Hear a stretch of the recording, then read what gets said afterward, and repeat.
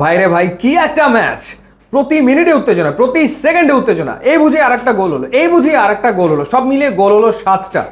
এবং শেষ হাসি, বিজয়ের হাসি বার্সেলোনা। তারা এল ক্লাসিকো জিতল 4-3 গোলে। অথচ এই বার্সাই শুরুতে পিছিয়ে পড়েছিল 2-0-তে। 5 মিনিটের মাথায় পেনাল্টি, এমবাপের গোল। এরপরে 14 মিনিটে এমবাপের আরও একটা গোল। 14 মিনিটের ভেতরে 2-0-তে বার্সেলোনা পিছিয়ে আছে। তখন মনে হচ্ছিল যে চ্যাম্পিয়ন্স লিগের সেমিফাইনালে ইন্টার মিলানের কাছে হারের দুঃখ এখনো ভুলতে পারেনি বার্সেলোনা। চ্যাম্পিয়ন্স লিগ হাতছাড়া হয়েছে, এবার বোধহয় লা লিগাও গেল, কারণ এই ম্যাচ জেতা খুবই জরুরি ছিল।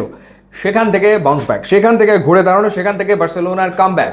মানে এবারে যেটা আমরা দেখেছি এই সিজনে ফ্লিকের বার্সেলোনা, তারা আসলে যে কোনো মুহূর্তে আসলে কামব্যাক করতে পারে, সেই ঘটনাটা আমরা দেখেছি বারংবার। এবং প্রথম গোলটা গার্সিয়ার 19 মিনিটের মাথায়।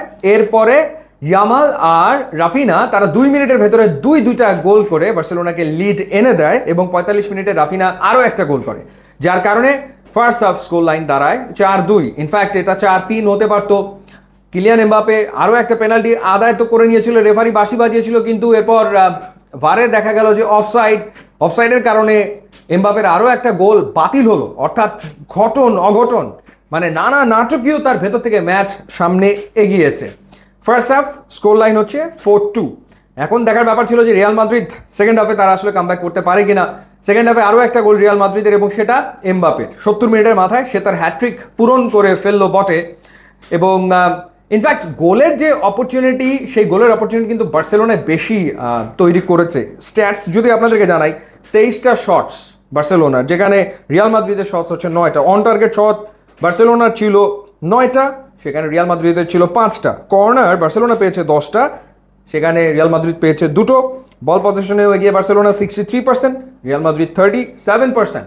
ইনফ্যাক্ট রাফিনাও হ্যাট্রিক করতে পারতো এমবাপের মতো, এবং লামিন ইয়ামাল তাকে যেভাবে করে বল বানিয়ে দিচ্ছিলেন, 2টো দারুণ গোলের সুযোগ তৈরি করে দিয়েছিলেন আসলে ইয়ামাল, যিনি through out the season excellent football খেলেছেন। কিন্তু রাফিনিয়া সেই 2টো সুযোগকে কাজে লাগিয়ে গোলগুলো করতে পারেনি এবং নিজের হ্যাট্রিকটা করতে পারেননি। যাই হোক, তারপরেও কাঙ্ক্ষিত যে গোলটা সেটা পেয়েছেন তিনি, এবং কাঙ্ক্ষিত জয় পেয়ে গেছে বার্সেলোনা।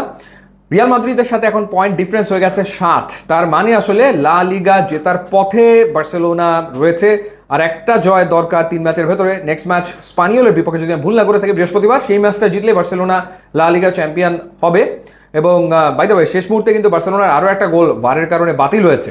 সো স্কোর লাইন আরও বড় হতেই পারতো, সেটা আসলে হয়নি। যাই হোক, বার্সেলোনা জিতেছে, এবং নিশ্চয়ই মানে কিছুটা হলেও চ্যাম্পিয়ন্স লিগের সেমিফাইনাল ইন্টার মিলানের কাছে হারের যে দুঃখ, সেটা কিছুটা হলেও বার্সেলোনা বা বার্সেলোনার ফ্যানদের কমবে।